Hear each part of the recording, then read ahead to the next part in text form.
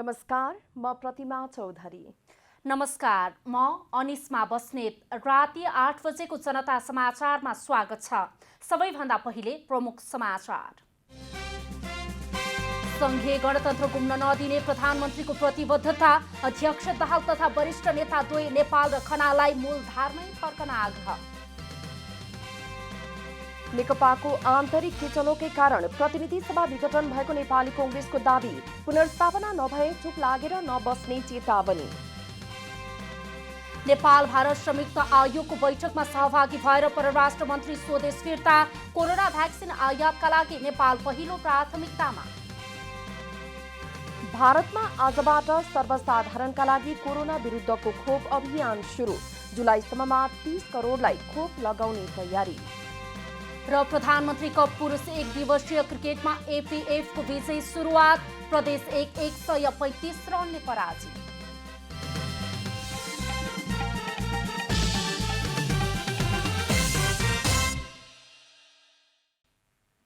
अब पूरा समाचार। प्रधानमन्त्री केपी शर्मा ओलीले संघीय गणतन्त्र नगुम्ने प्रतिबद्धता जनाउनु भएको छ। राजधानीमा आयोजित कार्यक्रममा बोल्दै प्रधानमन्त्री ओलीले जनताको लामो संघर्ष र बलिदानबाट प्राप्त उपलब्धि अब कसैले हरण गर्न नसक्ने बताउनुभयो। प्रतिनिधि सभा विघटनसँगै राजनीतिक वृत्तमा संघीय गणतन्त्र नै गुम्ने हो कि भन्ने आशंका भइरहेका बेला प्रधानमन्त्री केपी शर्मा ओलीले संघीय गणतन्त्र नगुम्ने बताउनु भएको छ। शनिबार राजधानीमा प्रदेश 1 को कार्यकर्ता भेलालाई सम्बोधन गर्दै लामो संघर्ष र बलिदानबाट प्राप्त भएको संघीय गणतन्त्र कसैले हरण गर्न नसक्ने बताउनु भएको छ। उहाँलाई बडा चिन्ता लागेछ, दुःख लागेछ।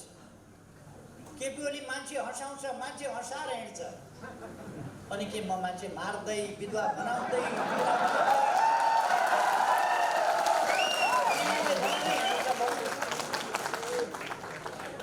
मैले दुनियाँलाई रुवाउँदै हिँडौँ,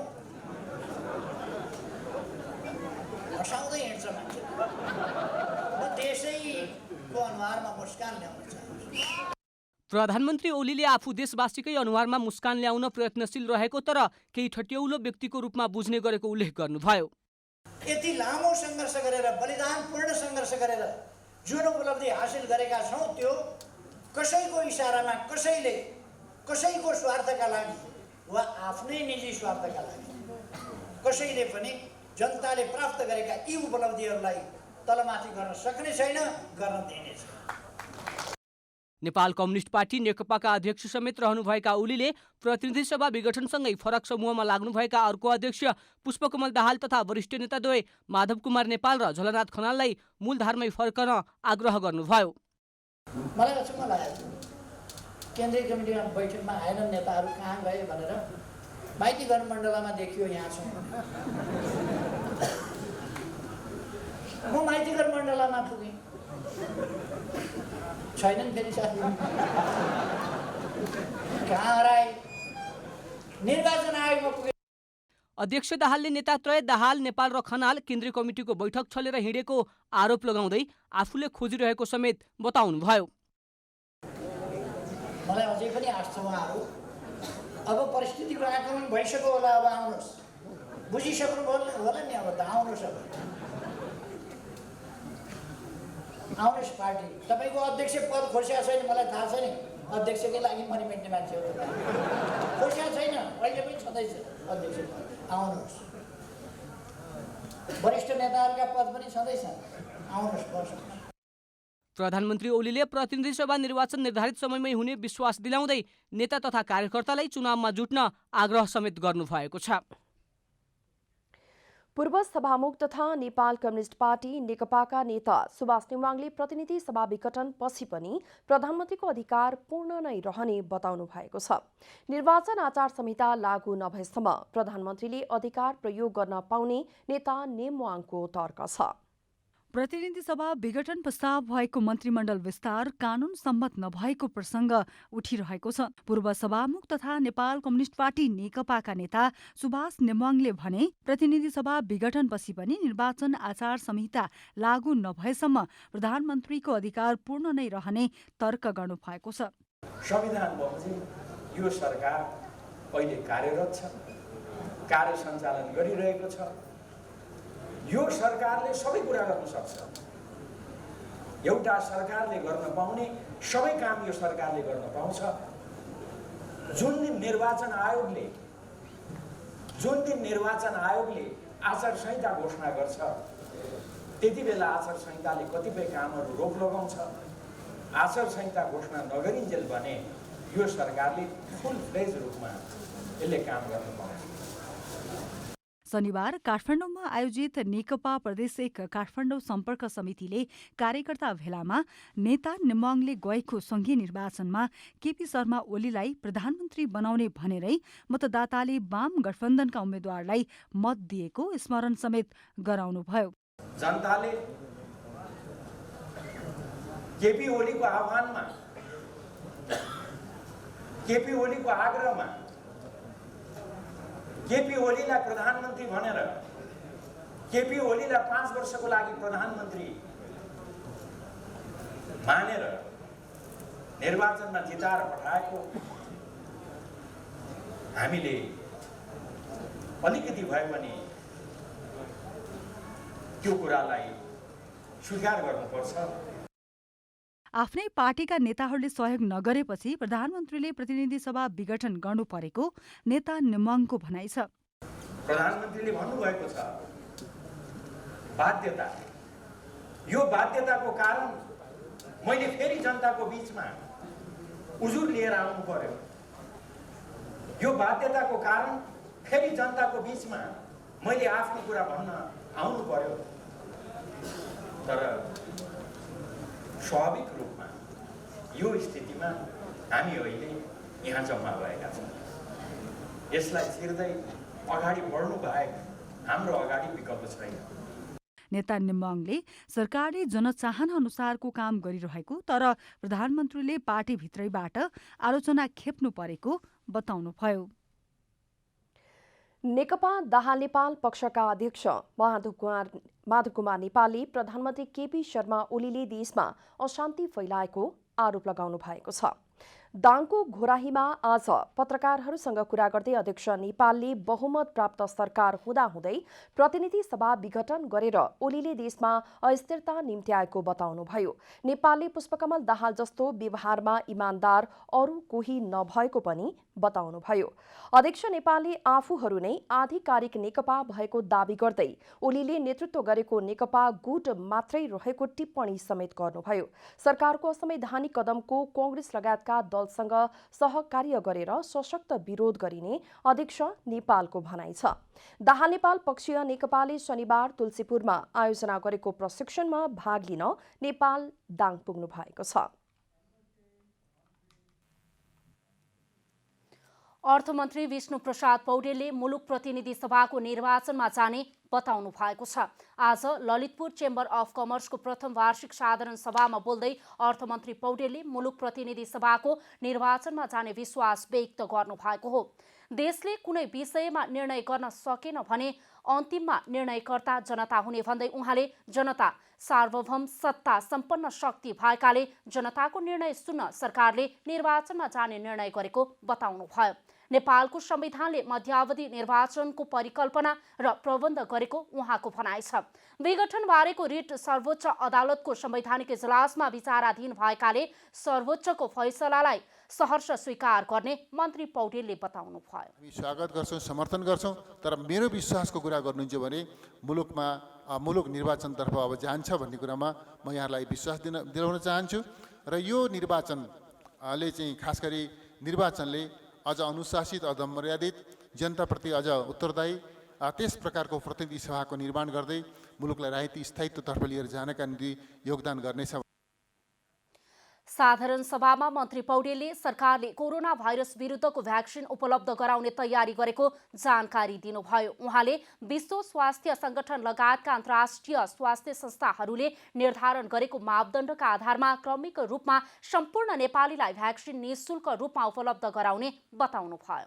कोभिडका विरुद्धमा जुन प्रकारको इनोभेसन भएको छ, खास गरी भ्याक्सिनको आविष्कार भएको छ, त्यो आविष्कार भएको भ्याक्सिनमध्ये तुलनात्मक गुणस्तरीय भ्याक्सिन हामी देशभित्र छिटोभन्दा छिटो आयात गर्ने र सम्पूर्ण नेपालीलाई हामीले चाहिँ यो भ्याक्सिन उपलब्ध गराउने त्यो तयारीमा सरकार रहेको कुरा म यहाँलाई बताउन चाहन्छु। मन्त्री पौडेलका अनुसार कोरोना भाइरस विरुद्धको भ्याक्सिन आयातका लागि सरकारले आवश्यक बजेटको प्रबन्ध गरिसकेको छ। नेपाली कांग्रेसले प्रतिनिधि सभा विघटन विरुद्ध सबै गाउँ तथा नगरपालिकामा विरोध प्रदर्शन गरेको छ। विघटनलाई असंवैधानिक र अलोकतान्त्रिक कदम भन्दै आएको कांग्रेसले प्रधानमन्त्रीको पछिल्लो कदम सच्याइनु पर्ने समेत बताएको छ। प्रतिनिधि सभा विघटनलाई असंवैधानिक र अलोकतान्त्रिक कदम भन्दै आएको नेपाली कांग्रेसले त्यसविरुद्ध शनिबार मुलुकका 753 स्थानीय तहमा विरोध प्रदर्शन गरेको छ। नेपाली कांग्रेसका नेता प्रकाशमान सिंहले बसन्तपुरमा आयोजित प्रदर्शनलाई सम्बोधन गर्दै प्रतिनिधि सभा विघटनमा राष्ट्रपति र प्रधानमन्त्री चुकेको बताउनुभयो। नेता सिंहले प्रधानमन्त्रीको पछिल्लो कदम नसचिए आफूहरू ठूलो हेरेर नबस्ने चेतावनी समेत दिनुभएको छ। 2 वर्षसम्म त उहाँले चाहिँ आफ्नै किसिमले भागबन्द गर्दै जानुभयो। अनि 2 वर्ष सकिसकेपछि अनि उहाँहरूको चाहिँ कसमस फेरि सुरु भयो।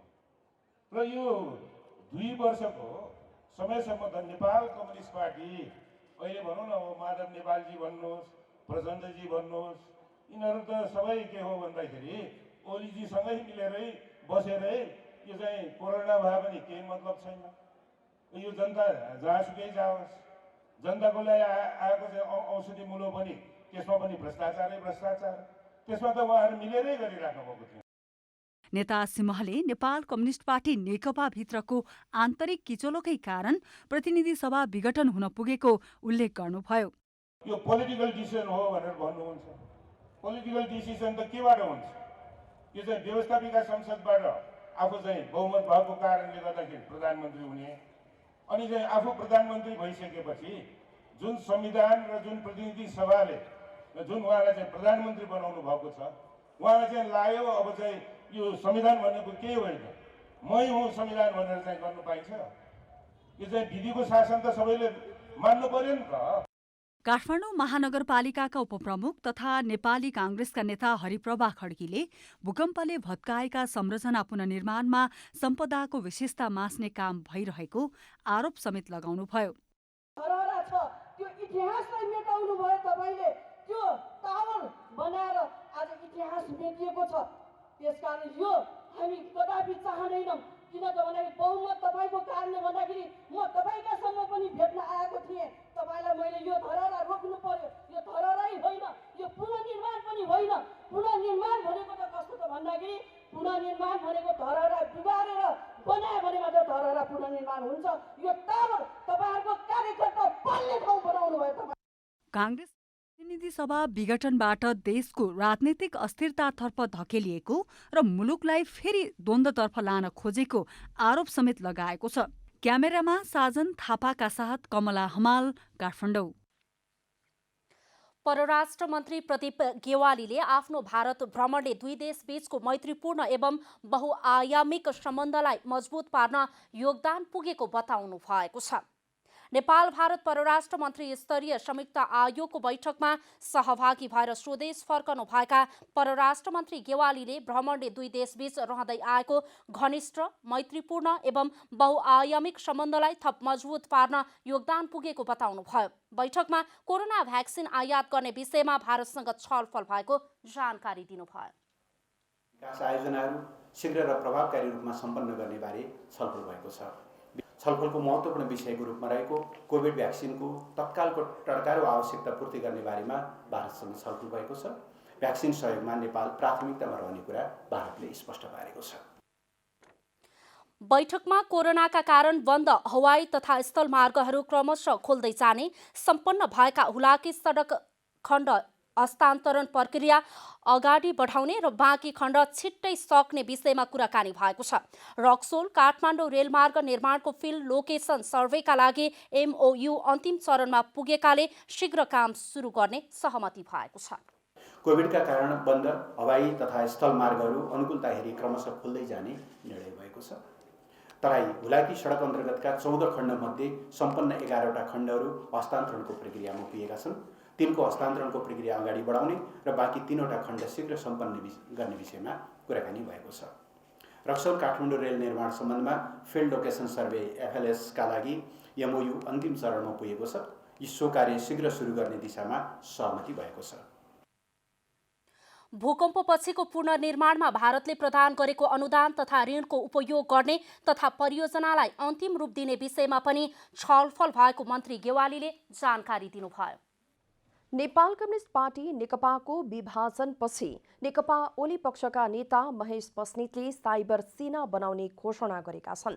तर सुरक्षा विज्ञले भने मुलुकमा साइबर सेना गठन भए सुरक्षा चुनौती बढ्ने चेतावनी दिएका छन्। पछिल्लो समय नेकपा विभाजनपछि ओली पक्ष र दाल नेपाल पक्ष एक अर्कालाई आरोप प्रत्यारोपमा व्यस्त देखिन्छन्। पार्टी विभाजनको सङ्घारमा रहेको समयमा प्रधानमन्त्री तथा नेकपा अध्यक्ष केपी शर्मा ओली पक्षका नेता महेश बस्नेतले साइबर सेना बन्ने घोषणा गर्नुभएको छ। नेता बस्नेतको घोषणा मात्र नभई आफ्ना विरोधीहरूलाई साइबर सेना मार्फत ठेगान लगाउने उद्घोष समेत गर्नुभएको छ। बस्नेतले पार्टीले बनाउन लागेको साइबर सेना युवा सङ्घको विभागीय संरचनाको रूपमा रहने दाबी पनि गर्नुभएको छ। ओली पक्षको युवा सङ्घको नेतृत्व साइबर सेना परिचालन गर्ने नेता बस्नेतले उल्लेख गर्नुभयो। अब साइबर सेना यिनीहरूलाई ठिक ट्यागमा ल्याउँछ। अब साइबर सेना सुरु गर्छ। सडकमा कुकुर पनि आयो, बिरालो पनि आयो, वनामा राजा आयो, देश बचाउ पनि सडकमा, अभियन्ताका नाममा पनि सडकमा, टिभी कार्यक्रमको प्रस्तुता पनि सडकमा, बुस्ट गरेर 4-5 लाख रुपियाँ 4-5 लाख खर्च गरेर फेसबुकमा पेज आइडी बनाएर राजनीति गर्ने पनि सडकमा। यता विज्ञहरूले भने नेपालमा पार्टी संरचनाबाटै साइबर सेना गठन हुन लागेको पहिलो पटक हुने बताएका छन्। तर कुनै राजनैतिक दलले साइबर सेना बनाउने कुरा कानुन सम्मत नहुने सुरक्षा विज्ञहरूको भनाइ छ। विज्ञका अनुसार यदि साइबर सेना बने नागरिकको स्वतन्त्र बोल्ने अधिकारको हनन हुने मात्र नभई मुलुकको शान्ति सुरक्षामै चुनौती बढ्ने र साइबर अपराधले बढावा पाउनेछ। यसलाई एउटा चुनावको प्लेटफर्मको हिसाबमा लिएर जाँदा बेटर हुन्थ्यो र साइबर सेनाको जुन अर्थ लाग्दाखेरि के छ भने जुन अघि हामीले भने जस्तै व्यक्तिको जुन वाक स्वतन्त्रता लगायतको कुराहरूलाई पनि हनन गर्ने हो कि भन्ने किसिमले व्यक्तिहरूलाई लिएर छन्। अपराध भनेको एउटा साइबरभित्र हुने अपराध हो होइन, किनकि वाद विवाद लगायतका अब कहाँसम्म पुग्छ यसको त एक्सटेन्ट त हामीले कल्पनै गर्न सक्दैन नि। एउटा कुरा त्यो हो। अब सरकारी सञ्चालन गरेको पार्टीले यो कुरालाई चाहिँ ध्यान दिनुपर्छ र यस्ता कुराले के हुन्छ शान्ति सुरक्षामा पनि तपाईँको भोलि दिन असर पर्ने भएकोले समयमा चाहिँ ध्यान दिन पुग्नुपर्छ जस्तो लाग्छ मलाई। हरेक नागरिकले बोल्न पाउने अधिकारको रक्षाका लागि भए पनि साइबर सेनाको परिकल्पना त्याग्नुपर्ने विज्ञहरूको सुझाव छ। रूपक कुलाल, काठमाडौँ। सशस्त्र द्वन्द्वकालका गम्भीर मानवाधिकार उल्लङ्घनका पीडितलाई न्याय दिलाउन सरकारले जवाफदेहिता नदेखाएको भन्दै खबरदारी गरिएको छ। शिक्षक मुक्तिनाथ अधिकारीको हत्या भएको 19 वर्ष बितिसक्दा पनि पीडितलाई न्याय दिन सरकार र राजनीतिक दलहरूले आलटाल गरेको भन्दै काठमाडौँमा खबरदारी कार्यक्रम राखिएको हो। अधिकारीको विक्रम सम्वत 2058 साल माघ 3 गते हत्या गरिएको थियो। सशस्त्र द्वन्द्वकालमा गम्भीर मानवाधिकार उल्लङ्घनका पीडितलाई न्याय दिन तथा पीडकलाई कारवाही गर्न भनी सत्य निरूपण र बेपत्ता पारिएका व्यक्तिको छानबिन आयोग गठन गरिएको छ। तर आयोगले न्याय दिन नसकेको पीडितले गुनासो गर्दै आएका छन्। मुक्तिनाथ अधिकारीका छोरा सुमन अधिकारीले राज्यका सबै निकाय, राजनीतिक दल, आयोग सबै ठाउँमा पुग्दा पनि न्याय पाउन नसकेको बताउनुभयो। आयोगलाई त्यसले गर्दाखेरि चाहिँ यो खाले चाहिँ यो पीडामाथि फुटबल खेल्ने काम राज्यले जुन गरेको छ यसमा हाम्रो घोर आपत्ति छ। यसबाट चाहिँ राज्यले चाहिँ छिटै चाहिँ उहाँहरूको आँखा खोलोस् र यो पीडामाथिको राजनीति बन्द गरोस् र पीडितलाई न्याय दिनतर्फ इमान्दार होस् भन्ने चाहिँ हामी चाहिँ चाहन्छौँ। द्वन्द्व पीडितहरू न्यायका लागि वर्षौंदेखि भौतारी रहेका छन्। न्याय दिलाउन भनी गठन भएका 2 आयोगहरू पीडितलाई न्याय दिलाउन भन्दा पनि पीडकलाई चोख्याउन दलीय स्वार्थमा काम गरिरहेको द्वन्द्व पीडितहरूको आरोप छ। पछिल्लो 24 घण्टामा नेपालमा 240 जनामा कोरोना भाइरसको संक्रमण पुष्टि भएको छ। यससँगै नेपालमा हालसम्म संक्रमित हुनेको संख्या 2,67,056 पुगेको स्वास्थ्य तथा जनसंख्या मन्त्रालयले जनाएको छ। त्यस्तै पछिल्लो 24 घण्टामा 477 जना निको भएर फर्किएसँगै कोरोना भाइरसको संक्रमणबाट निको हुनेको संख्या 2,61,044 पुगेको छ। त्यस्तै कोरोनाबाट संक्रमणबाट थप 6 जनाको मृत्यु भएको मन्त्रालयले जनाएको छ। यससँगै नेपालमा कोरोनाबाट मृत्यु हुनेको संख्या 1954 पुगेको छ। मन्त्रालयका अनुसार हाल देशभर 4058 जना आइसोलेसनमा र 231 जना क्वारेन्टिनमा रहेका छन्।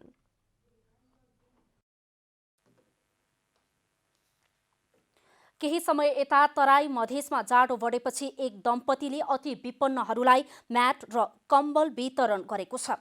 सिमराका प्रभु शमशेर र राजी राणाले जिल्लाका अति विपन्न परिवारको पहिचानपछि न्यानो माया भन्दै सहरको भित्री बस्तीका विपन्नहरूलाई म्याट र कम्बल वितरण थालेको हो। जाडो र शीतलहरका कारण तराईमा वृद्ध वृद्धा अशक्तको ज्यानै जाने गरेको समाचार आउन थालेपछि राणा दम्पतिले म्याट र कम्बल वितरण सुरु गरेको हो। जितपुर सिमरा उपमहानगरपालिका अन्तर्गत सहरको विकट बस्तीका अति विपन्नलाई जाडोबाट बच्न सहयोग गरिएको स्थानीय शिव पौडेलले बताउनुभयो। करिब 200 परिवारलाई पहिलो चरणमा जाडोबाट बच्न सामग्री वितरण गरिएको हो। राणा दम्पति स्थानीय मठ मन्दिर, खेलकुद, विकास निर्माण लगायतका सामाजिक क्षेत्रमा सहयोग गर्ने दाताको रूपमा परिचित हुनुहुन्छ। अब आर्थिक समाचार। आर्थिक समाचारका साथमा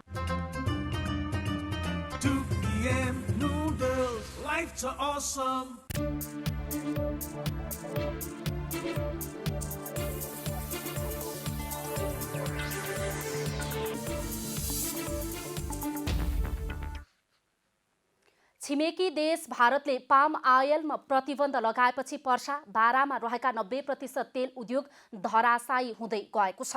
भारतले पाम आयल आयातमा प्रतिबन्ध लगाएपछि यहाँका अधिकांश तेल उद्योग धराशायी भएको हो। पाम आयल आयातमा प्रतिबन्ध लगाएपछि व्यवसायीहरूको ठूलो लगानी जोखिममा परेको छ। पाम आयलको माग भारतमा उच्च छ। नेपालबाट निकास हुने प्रमुख वस्तुमध्ये एक पाम तेल नै हो। आर्थिक वर्ष 2076-77 मा निकासीको सूचीमा रहेको प्रशोधित पाम आयल चालु आर्थिक वर्षको साउनदेखि मङ्सिरसम्म निकासीको सूचीबाट हटेको छ। पाम आयल उत्पादन गरी भारतमा निकासी हुने मुख्य 20 वस्तुको सूचीबाट पाम आयल हटेका कारण यस क्षेत्रका उद्योग आर्थिक मारमा पर्दै गएको छ। इन्डोनेसिया, क्यानाडा लगायत तेस्रो देशबाट भारतको बाटो गरी आयात भएर नेपाल भित्रिने तथा नेपालमा प्रशोधन गरी पुनः भारतीय बजारमा जाँदा भारतीय उद्योग प्रभावित हुने गरेकाले भारत सरकारले पाम आयलमा प्रतिबन्ध लगाएको हो। वीरगञ्ज भन्सार नाका हुँदै अघिल्लो वर्ष नेपालबाट भारततर्फ 18 अर्ब 31 करोड रुपैयाँको पाम आयल निर्यात भएको थियो। हिमालयन डिस्टिलरी लिमिटेडले शेयर धनीलाई 50% नगद लाभांश र 50% बोनस वितरण गर्ने भएको छ। हिमालयन डिस्टिलरी लिमिटेडको 20औं वार्षिक साधारण सभाले आर्थिक वर्ष 2076-77 को साधारण सभाले नगद लाभांश र बोनस वितरण प्रस्ताव पारित गरेको हो। कम्पनीको गत वर्षको पुँजी 57 करोड 84 लाख 68 हजार रुपैयाँ रहेकोमा साधारण सभाले 19 करोड 28 लाख रुपैयाँ बराबरको बोनस पारित गरेपछि यो 86 करोड 77 लाख रुपैयाँ पुगेको छ।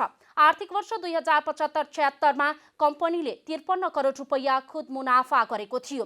लकडाउनका कारण कम्पनीको उत्पादन र बिक्री वितरण प्रभावित भएपछि खुद नाफा झण्डै 7 करोड घटेर गत आर्थिक वर्षमा 46 करोड 69 लाख मात्र भएकोमा चालु आर्थिक वर्ष 2077-78 को प्रथम त्रैमासिकमा नै कम्पनीले 18 करोड रुपैयाँ नाफा आर्जन गरिसकेको छ। कम्पनीले कर्मचारीलाई खुद नाफाको 10% अर्थात् 6 करोड 96 लाख रुपैयाँ बराबरको बोनस वितरण गर्ने बताएको छ।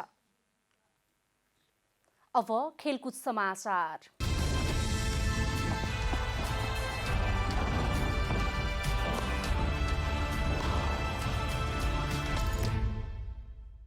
विभागीय टोली एपिएफले प्रधानमन्त्रीका पुरुष एक दिवसीय क्रिकेट प्रतियोगितामा विजयी सुरुवात गरेको छ। एपिएफले प्रदेश एकलाई 135 रनले हराउँदै विजयी सुरुवात गरेको हो। 244 रनको विजयी लक्ष्यसहित जवाफी ब्याटिङ गरेको प्रदेश एकले खुलेर ब्याटिङ गर्न सकेन। बलियो एपिएफका बलर सामु प्रदेश एक निरीह बन्न पुग्यो। ओपनर द्वय दीपक पासवान र मिनास थापाले क्रमशः 13 र 18 रन जोडे। फिर्दोसले 17 रनको पारी खेल्दा दिपेश कणेलले 16 र जोसक खड्का 12 रनमा नट आउट रहे। 6 ब्याट्सम्यानले दोहोरो अङ्क जोड्न सकेनन्। प्रदेश एकलाई सस्तैमा समेट्ने क्रममा अविनाश बोहराले सर्वाधिक 3 विकेट हात पार्दा कमल एरी, किशोर महतो र भुवन कार्कीले समान 2-2 विकेट आफ्नो नाममा लेखाए। कप्तान शरद विश्वाकरले 1 विकेट हात पारे। यसअघि टस हारेर पहिला ब्याटिङको निम्तो पाएको एपीएफले 48 ओभर 4 बलमा सबै विकेट गुमाएर 243 रनको योगफल तयार पारेको थियो। कीर्तिपुर स्थित त्रिवी मैदानमा एपीएफका लागि ओपनरद्वय आरिफ शेख र सुभाष खकुरेलले 71 रनको साझेदारी गरेका थिए।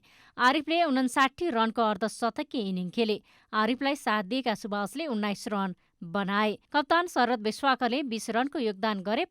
प्रदीप एरीले 7 रन र सुमित महर्जन 14 रन बनाएर आउट हुँदा सन्दीप जोराले 30 रन जोडे।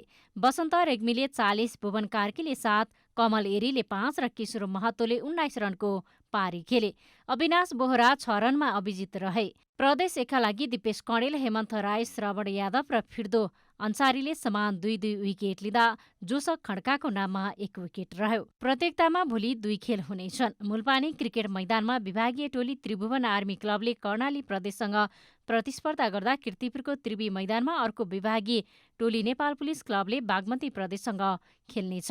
नेपाल क्रिकेट सङ्घको आयोजनामा 3 विभागीय र 7 प्रदेशका टोलीबीच प्रतिस्पर्धा भइरहेको प्रतियोगिता माघ 10 गतेसम्म सञ्चालन हुनेछ।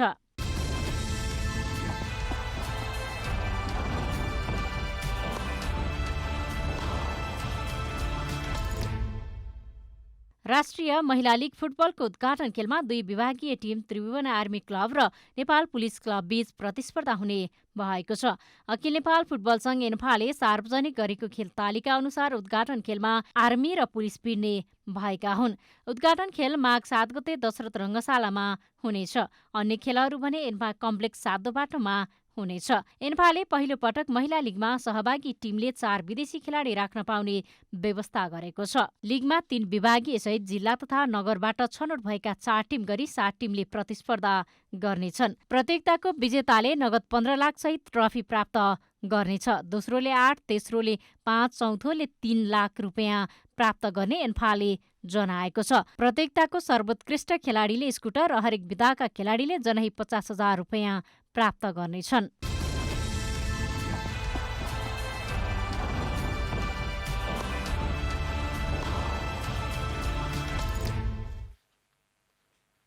अब मौसम समाचार।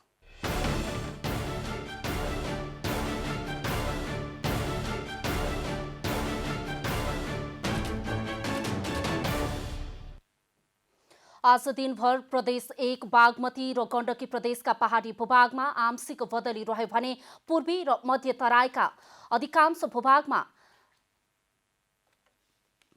बाक्लो हुस्सु कुहिरो लाग्यो। राति प्रदेश 1 बागमती प्रदेश गण्डकी प्रदेशका पहाडी भूभागका केही स्थानमा हल्का वर्षाको सम्भावना रहेको जल तथा मौसम पूर्वानुमान महाशाखाले जनाएको छ। अब देशभरका विभिन्न स्थानको मौसम सम्बन्धी थप विवरण।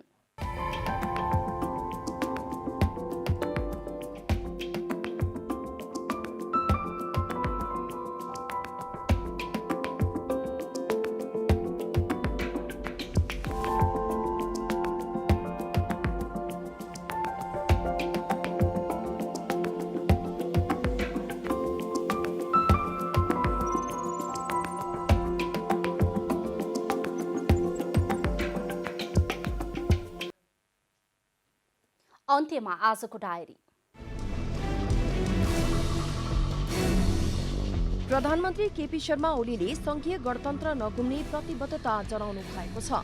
राजधानीमा आयोजित कार्यक्रममा बोल्दै प्रधानमन्त्री ओलीले जनताको लामो सङ्घर्ष र बलिदानबाट प्राप्त उपलब्धि अब कसैले हरण गर्न नसक्ने बताउनुभयो। नेकपाको दाहाल नेपाल पक्षका अध्यक्ष माधुकुमार नेपालले प्रधानमन्त्री केपी शर्मा ओलीले देशमा अशान्ति फैलाएको आरोप लगाउनु भएको छ। अध्यक्ष नेपालले आफूहरू नै आधिकारिक नेकपा भएको दावी गर्दै ओलीले नेतृत्व गरेको नेकपा गुट मात्रै रहेको टिप्पणी गर्नुभयो। परराष्ट्र मन्त्री प्रदीप गेवालीले आफ्नो भारत भ्रमणले 2 देशबीचको मैत्रीपूर्ण एवं बहुआयामिक सम्बन्धलाई मजबुत पार्न योगदान पुगेको बताउनु भएको छ। बैठकमा कोरोना भ्याक्सिन आयात गर्ने विषयमा भारतसँग छलफल भएको पनि जानकारी दिनुभयो। इन्डोनेसियाको सुलावेसी द्वीपमा आएको भूकम्पमा परेर मृत्यु हुनेको संख्या 45 पुगेको छ। उद्धार जारी रहेकाले मृतक संख्या अझै बढ्न सक्ने बताइएको छ। शुक्रबार बिहान 6.2 म्याग्निट्युडको भूकम्प जाँदा सुलावेसीमा ठूलो जनधनको क्षति भएको छ। भग्नावशेषमा पुरिएका मानिसहरूको खोजी जारी छ। विभागीय टोली एपीएफले प्रधानमन्त्रीका पुरुष एकदिवसीय क्रिकेट प्रतियोगितामा विजयी सुरुवात गरेको छ। एपीएफले प्रदेश 1लाई 135 रनले हराएको हो। नेपाल क्रिकेट संघको आयोजनामा 3 विभागीय र 7 प्रदेशका टोलीबीच प्रतिस्पर्धा भइरहेको प्रतियोगिता माघ 10 गतेसम्म सञ्चालन हुनेछ।